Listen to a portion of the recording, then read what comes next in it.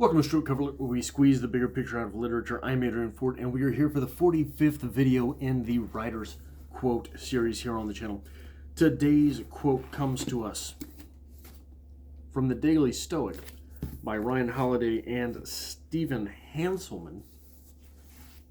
The quote itself, so the way the Daily Stoic works is there's a quote from a Stoic philosopher, there's a little bit of analysis, and then there's a little bit of analysis from the authors here over each of those quotes. What we're going to be doing here is the quote, which is from Marcus Aurelius, followed by the discussion of the quote itself, and then how I think this pertains to writing and how it can be utilized in a way to make us better writers as we go along. Today's quote in the book is on page 32. It is January 24th, and the title for this entry is Push for Deep Understanding.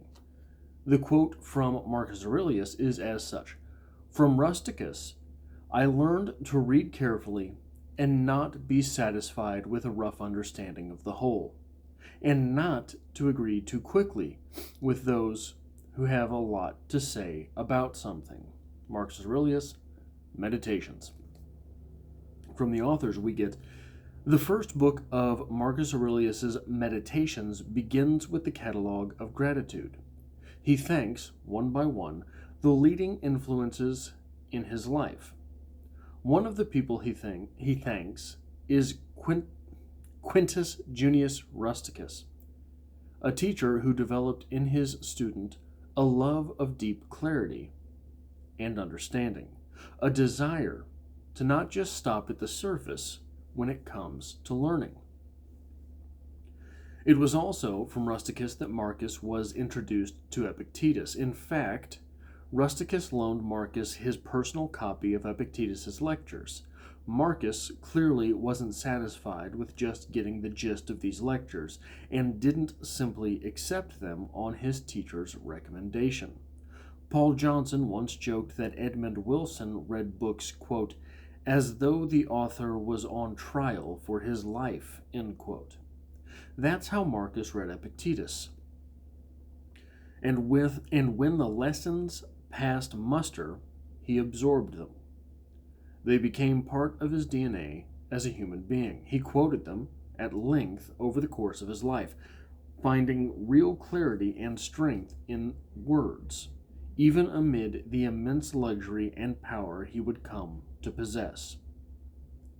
That's the kind of deep reading and study we need to cultivate as well, which is why we're reading just one page a day instead of a chapter at a time, so we can take the time to read attentively and deeply. Now, just real quick, I am going through this book one week at a time on my personal channel, a link to which can be found in the description below. So if you would like to follow along for the Daily Stoic as a whole, be sure to go over there and see what's going on my personal channel. Again, there is a link to that in the description below. But one thing I really want to express here, the thing that really brings this to mind for a creative writer, not that there's no creativity to lectures and whatnot, but the creative writer, the writer of fiction, the writer of short stories, the writer of poetry, as opposed to history or philosophy or any of these things, it's different, right? It is different in this way. I think that it's very possible to get into the habit of writing your fiction and never stopping to realize that every word employed by the writer,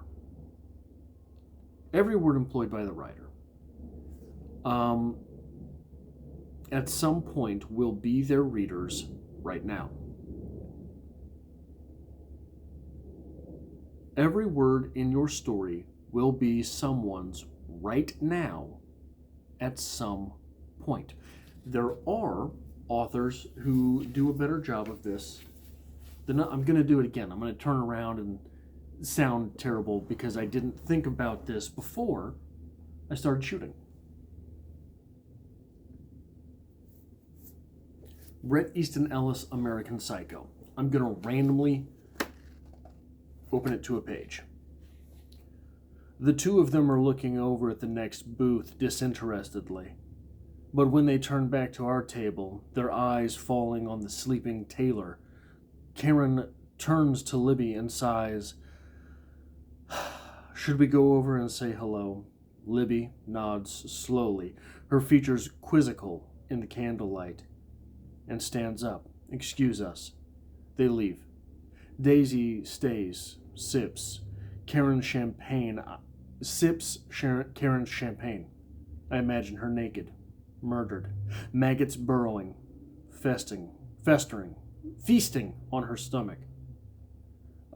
So every one of those words at some point is the reader's right now, is the reader's current moment. Bret Easton Ellis is extremely mindful of that fact. An author less mindful of that fact is Stephen King. And I'm not saying this to disparage Stephen King. I am not saying this to say that Stephen King's writing is lesser, but the way Stephen King deploys language is as a storyteller, not necessarily as a writer of fiction. Stephen King is masterful at telling stories, but when you're telling a story, the objective is to get the story told. When you're a writer, the objective is to make the words powerful. So here's Stephen King's It. Random page.